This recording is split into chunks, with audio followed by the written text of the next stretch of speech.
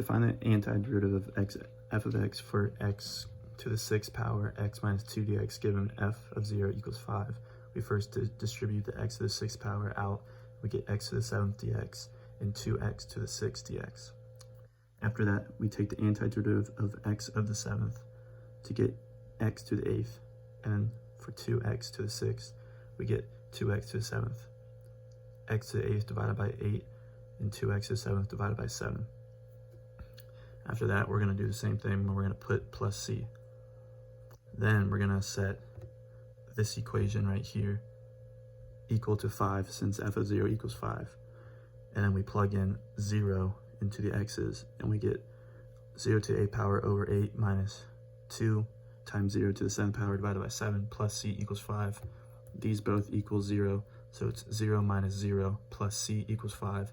c equals 5. And our final answer for the antiderivative is x to the 8th minus 2x to the 7th plus 5 after replugging in the antiderivative. For b, what we do is we have x to the 3rd in parentheses 5 plus x to the 4th to the 7th power dx. To find the antiderivative, we do u sub, and u is going to equal 5 plus x to the 4th. Then we take du equals 4x to the 3rd dx for taking the derivative of x to the 4th equaling 4x to the 3rd. We then divide both sides by 4. Du over 4 equals x to the 3rd dx, and that cancels out the x to the 3rd up here. Du over 4 is going to equal 1/4, and we're going to move the 1/4 in front of the integral. Substitute u for 5 plus x to the 4th to the 7th power, so we get 1/4 integral u to the 7th du. And then we're going to take the antiderivative of u to the 7th and get u to the 8th over 8 times 1/4. And then here we're going to take 1/4 5 plus x to the 4th to the 8th power over 8 plus c. To simplify, we're going to multiply 4 times 8 in the bottom ones to get 1 over 32 and put that out front. And we're going to move down to 5 plus x to the 4th, putting back in the 5 plus x to the 4th for the u to the 8th power plus c.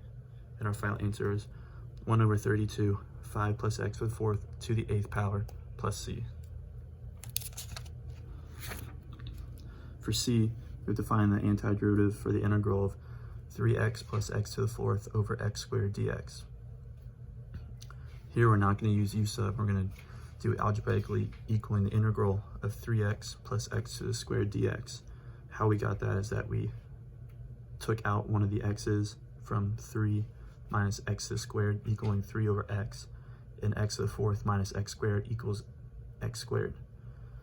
From here, we're going to simplify and take 3 over x dx equals the antiderivative of that equals 3 ln absolute value x. For x squared, the antiderivative would be x to the 3rd over 3. Then we're going to add these together while adding c to get a final answer of 3 ln absolute value x plus x to the 3rd over 3 plus c.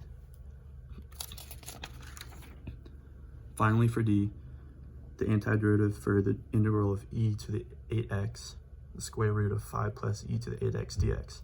We're going to do u sub, and u is going to equal 5 plus e to the 8x. Du e to the 8x dx, and we get du over 8 equals e to the 8x. And we're going to over here, the integral is going to be the square root of u, since we replaced 5 plus e to the 8x with u over 8. We're then going to move that 8 out in front, and we're going to get 1/8 or 1 over 8 integral square root of u du.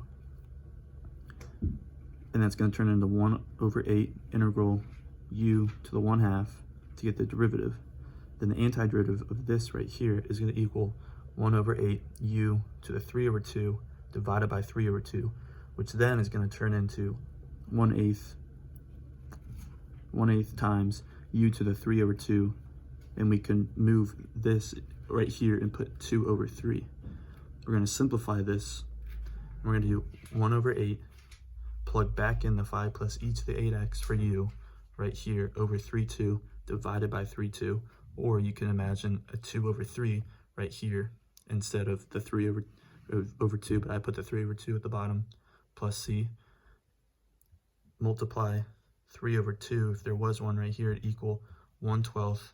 Substitute the 5 plus e to the 8x back in, so the final answer would be 1/12, parentheses 5 plus e to the 8x to the 3 over 2 power plus c.